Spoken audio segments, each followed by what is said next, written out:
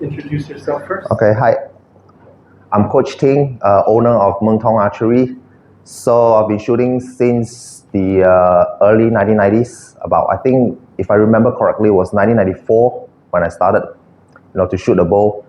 And then thereafter, I've been competing in every major events in the compound and the recurve. This is the recurve. Okay, and I'll show you. This is the compound bow right here. Okay, this is a compound bow, and this is a recurve. I've been competing in these two disciplines for roughly 20 years, I think. Been to the World Championships, Asian Games, SEA Games, Asian Championships, Asian Grand Prix, everything you can think of. So now I'm a coach here, and okay, let me put this back first. So right now, here you see, this is my bow. I've been using this bow for every major tournament since the early 2000s. Okay, this is the Hoyt Nexus with a border slim. Okay, this is a recurve bow, 68 inch, 40 pounds. So I'm just going to string it up here and, let y'all have a look. How many competitions have you been a part of over the years? Oh man, I think over the years, probably in excess of 100 of them. Yeah, and generally we go only for the major tournaments. Yeah, we don't really go for the smaller ones. Let me just grab this for a bit. And yeah, because like for the Asian Grand Prix, I think, if I remember, there's about 4 a year. And the Asian Championship, I forgot. But the World SEA Games it's biannually. It's like there's one every 2 years. And for the World Championship as well. So yeah, let me just string this up. Okay, here I'm stringing up the bow.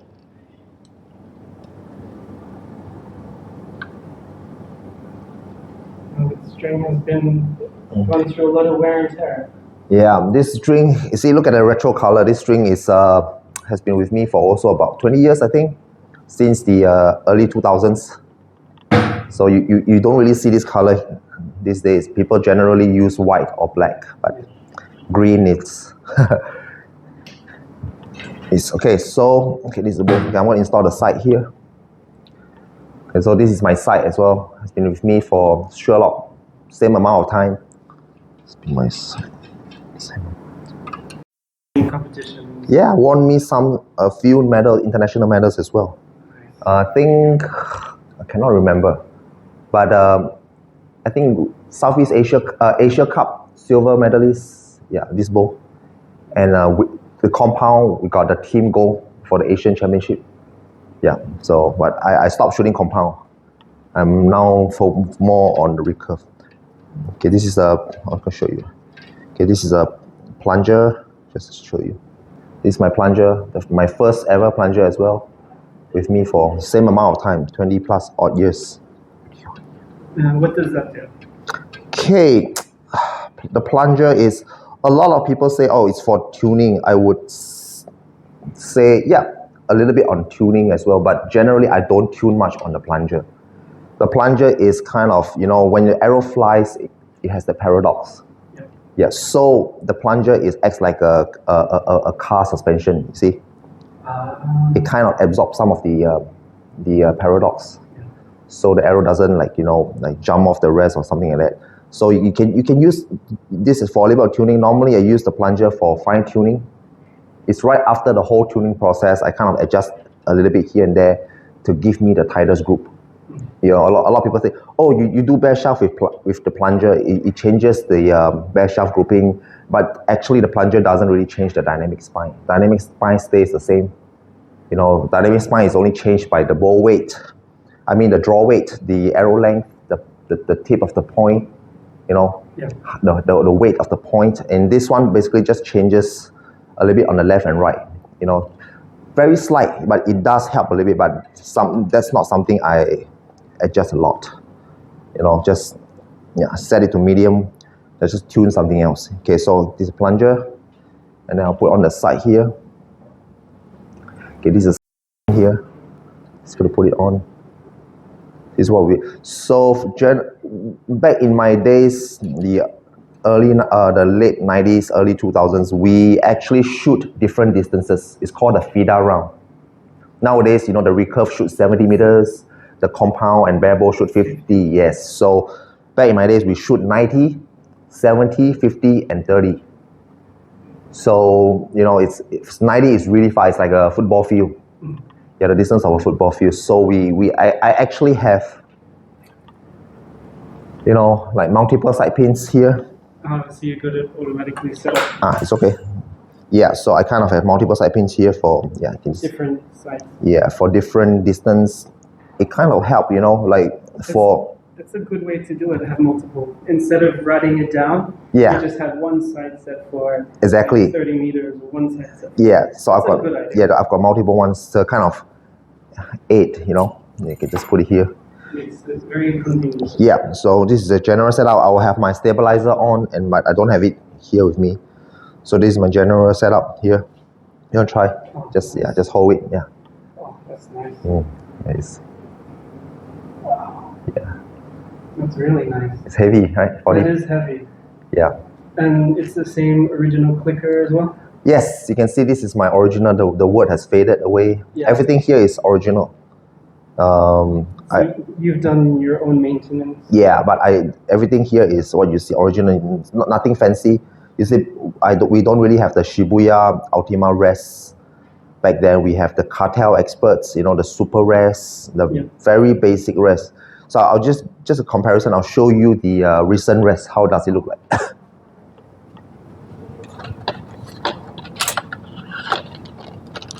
Okay, so these days you will see like 90% of the Olympians, they use a rest like this. Yes. Okay, this is the Shibuya Ultima. It's one of the most popular aero rests. You see, it's fully adjustable. You can move the arm in and out. You can move it up and down. But back in the day, we don't really have that luxury. You see, it's all fixed. So you just have to stick it right the first time. Okay, and then this is the clicker. Yeah. My first one as well. See, wood has faded. Yeah. Yeah, and this is like a very basic V-bar. Cartel V-bar. Yeah, it's a very basic, one of the first. I don't see the importance in, having the really pricey ones. For me, if it works, if it balances the bow, that's enough, A lot when you release? A lot. I wish you could try, but you are left-handed because this bow doesn't, the arrow's going to fall off the rest if you shoot with your left hand. I wish you could try, but it jumps a lot. This bow jumps quite a bit. So you need to have the string for it. Yeah, there's a little bit of damper here, but doesn't really help much, I see. Yeah, it's so much different from modern days bows. Like if you pick up a bow that is like after the 2020s, you can hear the vibration, the way the bow sound, the way the bow shoots. It's so much more advanced. Like for example, this limb, it's 40 pounds. Yeah. Okay, I could shoot this limb and current, like for example, a hot Exia, 34 pounds, gives me the same power. Yeah, it's just 34 pounds, but this is 40. But when we shoot, it gives me the same speed, it gives me the same height, arrow elevation, the same distance, the same sight elevation.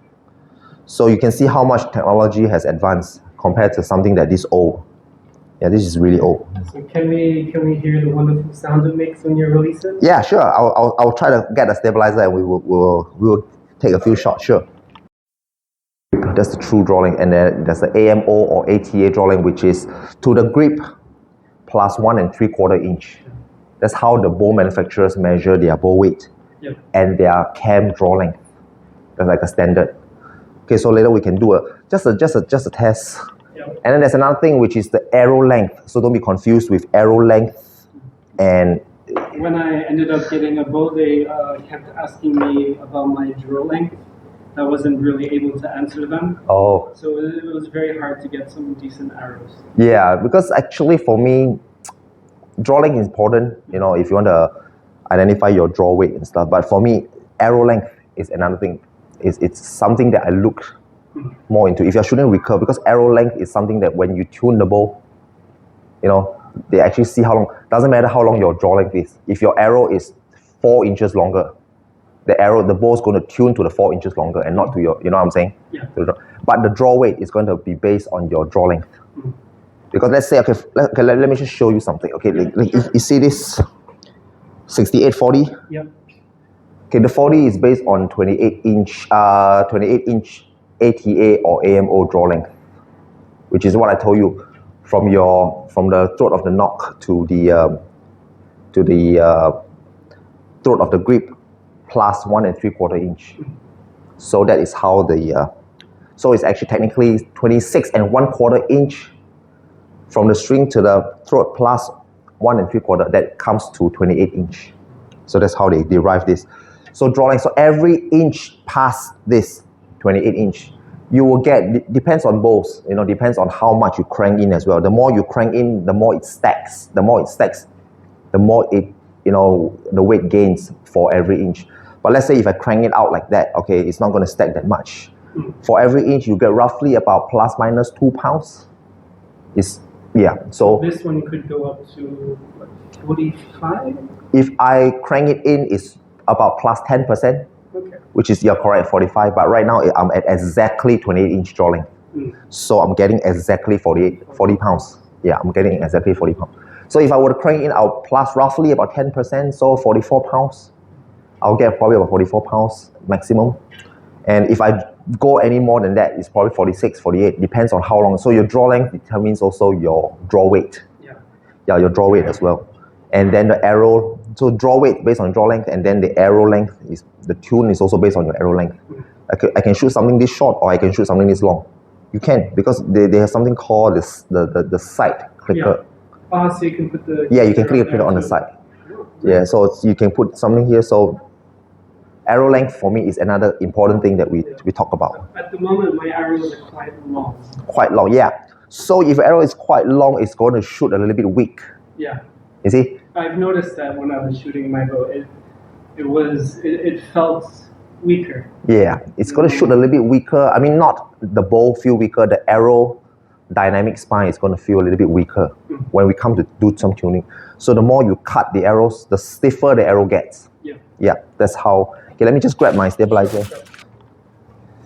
So, so there's a lot to archery, especially like technical part of archery. I find it very exciting. It's like Zen for me. Yeah, I'm very, very into the technical part of archery, actually. Because I'm a certified bow technician. So we went for the technical course, the Hot Eastern technical course. And yeah, we learn a lot. We do, and I'm also actually the technical advisor for the Burma national team. Oh, nice. Yeah, that was many, many, many years ago. Yeah, here, this is side step.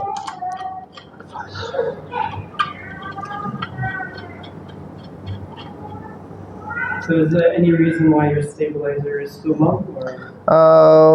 It's actually not that long. It's 30 inch. It's more like a standard length. It depends on preference. But we would generally go between about 28 to 32 inch, somewhere around that range. But 30 inch is my preferred. It based on your personal preference as well. Some people like the extender between the V-bar. Some don't. I actually used to shoot the 6-inch extender between the V-bar, but then I chose to take it out because it feels a little bit more stable when I don't have that V-bar. The V-bar makes the bow jump a little bit more, a little bit jumpier.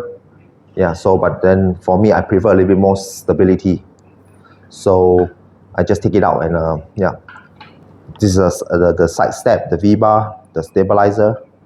And then normally we will have a damper at the end. This is a damper. Yeah. This is a damper you see here. Yep. And we'll have some weight. But I have no idea where the weight went to. Everything is everywhere. Now I gotta find them. So yeah, I don't really shoot these days. So I just keep them. You do a lot more coaching. Yeah, more coaching, more tuning, more fixing. Yeah, so I don't. So I'm gonna show, okay, before we start, okay, there's a few items that accessories that we have to put on. Like this is the finger tap.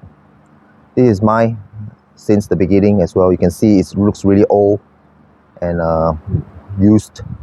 Okay, and then we have something called finger sling. It's actually just a shoelace. It's a universal finger sling. Everyone uses the top Korean archers. Everyone uses a shoelace. Yeah. So you can basically get it anywhere. It's just a shoelace, okay? And we actually need a arm guard as well, like this. But I generally don't wear it because I don't get hit in my arm. I don't get hit. So, and we usually wear a chest guard, but same thing, I don't really wear it as well. So okay, I'm just gonna put this on first real quick. So the shoelace or the shoe sling or the arm sling is to prevent it from falling out of your hand. Yes, because when you shoot the bow, generally you don't grip the bow. Yeah. You want to be as relaxed as possible so you don't torque the bow. So this actually serves to prevent the bow from falling to the ground. What do you think about archers who recommend doing cantering, canter the bow on a recurve? Canting the bow. There's actually some archers doing that, but they generally cant the bow to the right, like a Japanese team. A Japanese team, they tend to like to cant the bow a little bit to the right. For me, it's also based on personal preference as well, and yeah, if it works for them, you know, it works for them. But for me, I generally like the bow to be a bit straight. Yeah, but then also another thing is, if you cant the bow to the left, that's something that I don't recommend, because what happens is if you cant the bow to the left, it slides off. The arrow slides off. But there's not much of an issue if you cant the bow to the right, you see? Yeah. So a lot of Japanese archers, they actually like to cant the bow to the right. Not that much, just a little bit, about 5-10 degrees. Yeah, but generally I like it straight. So you'll see some archers, beginners archers, they like to cant the bow to the left. And then what happens is the arrow falls off. Yeah, it slides off, which is no good. Okay. Yeah, so let me just okay, these are my arrows. You'll see that they have some fancy wings here. The vanes, it's called the vanes. Okay, these are called the spin vanes. They're actually not rubber, they are made from mylar. Oh, so they're nylon ones. So yeah. You prefer nylon to feather? Okay, there's a few advantages to between these. There's a few types. There's the feathers, there's the plastics, there's the mylar spin vanes. This one don't last you for too long. Probably if you on a heavy week, you can last them for probably about 2 weeks. Then you gotta change the new ones. The rubber one tends to last a bit longer. Yeah, the feather ones I don't really shoot them because they are more for traditional. But you can, of course, you can use them for recurve, anything else. But generally, they don't use that much anymore. And normally they use it for indoor, because weather is feather is a little bit more, how to say, susceptible to weather. Yeah. If it's humid, if it's raining, if it's not, they kind of change. Yeah, but these plastics they don't. And the benefit of this is that they are really soft. You can feel. Yeah, that is really soft. Yeah, so it gives you a little bit of forgiveness, and they look like a propeller. Yeah, it's meant to spin. It spins. So that keeps it straight from... Yeah, it keeps it spinning all the way to the target. So it's nice. Spin, and it's soft, so that if you eventually make a bad release, okay, and then you hit something on the bow, it's not going to damage. Yeah, it's going to give. It's not really going to hit, and then, you know, let's say on a hard vein, you hit something on the plunger or you hit something, okay, it's going to deflect, it's going to ricochet somewhere else. But this, same for this, if you do something bad, okay, it's going to just give, see? Yeah. There. So yeah, that's also another advantage of the feathers. You know, feathers, they kind of they give way. So maybe I'll just make a shot now. And okay, so we will come here. Okay, I haven't been shooting for a while, so I'm just gonna do some demo. Of course. Yeah, just load the arrow here. Okay, what's my thing? Oh, sorry. Okay, you hear the bows of the yesteryears. They tend to sound a little bit louder, and they have a nice sound. Yeah, but I'm not sure if it's nice. It's just a bit explosive sound. Okay, so we do the stance. I'm not going to shoot aim the target, okay, because I don't have the sight. I'm just going to aim somewhere to the side. That's totally fine.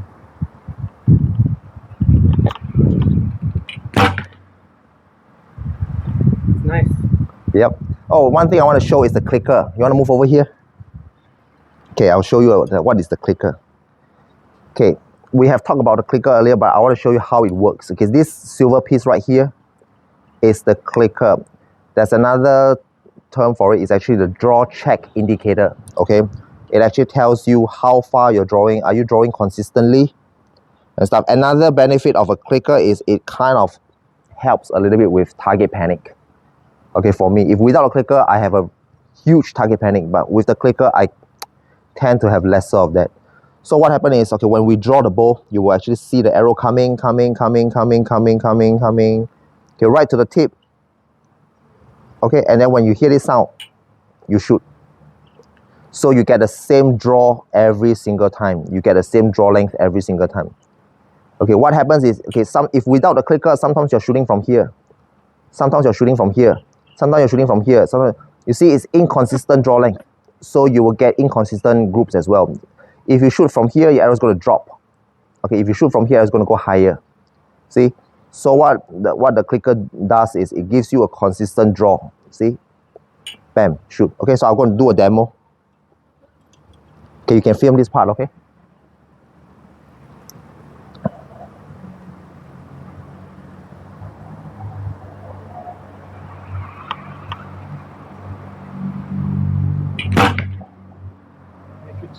Power in that as you released it. Yeah. That was nice. Yeah. Okay. So, yeah, that's about it. Okay, do one more here. Sure. Okay, we can do. Okay, there's one test that we generally do is we do the wingspan, and then we divide it by 2.5. That is a very basic. Okay, you cannot get exactly. We just get an average. That's it. Okay. I'm gonna put down my bow first, and then we will. Sure. I'm going to rest my bow here and then.